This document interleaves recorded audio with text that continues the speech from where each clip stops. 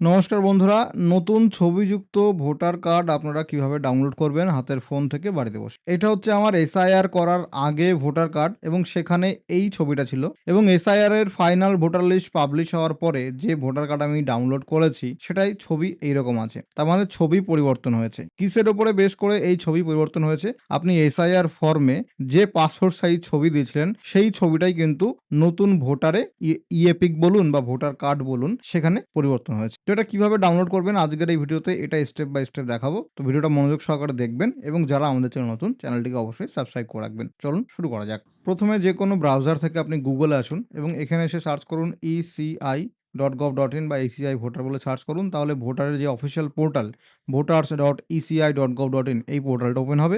এই অপশনে ক্লিক করুন। এখানে আপনাকে একটা অ্যাকাউন্ট ক্রিয়েট করতে হবে। সাইন আপ অপশনে ক্লিক করতে হবে। এরপর এখানে আপনার mobile number, email address optional বসাতে পারেন, না বসালেও সমস্যা নেই। ক্যাপচা কোড বসিয়ে কন্টিনিউ অপশনে ক্লিক করে এখানে একটা অ্যাকাউন্ট ক্রিয়েট করে নিন।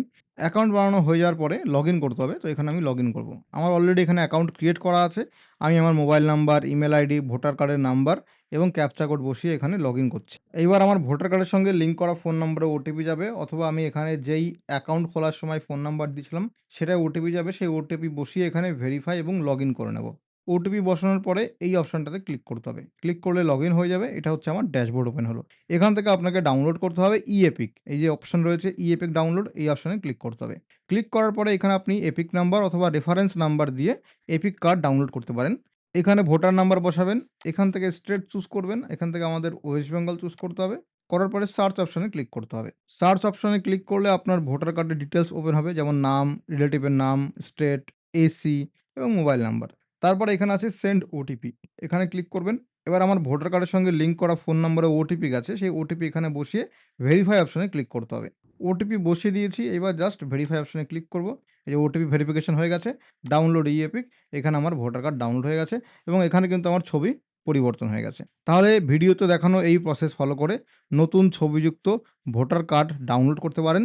এবার এখানে একটা কথা মাথায় রাখতে হবে, আপনার ভোটার কার্ডের সঙ্গে ফোন নাম্বার লিঙ্ক থাকতে হবে। ভোটার কার্ডের সঙ্গে যদি ফোন নাম্বার লিঙ্ক না থাকে তাহলে এই পোর্টালে একটা অ্যাকাউন্ট বানান আপনার ফোন নাম্বার দিয়ে এবং তারপরে ভোটার কার্ডের সঙ্গে ফোন নাম্বার লিঙ্ক করুন। যার জন্য এখানে আপনাকে ফর্ম 8 ফিল আপ করতে হবে। আপনি যে অ্যাপ্লিকেশন করলেন ফোন নাম্বার চেঞ্জ করার জন্য বা ফোন নাম্বার লিঙ্ক করার জন্য, সেটার স্ট্যাটাস এখান থেকে চেক করতে পারেন। ট্র্যাক অ্যাপ্লিকেশন স্ট্যাটাস এই অপশনে ক্লিক করবেন।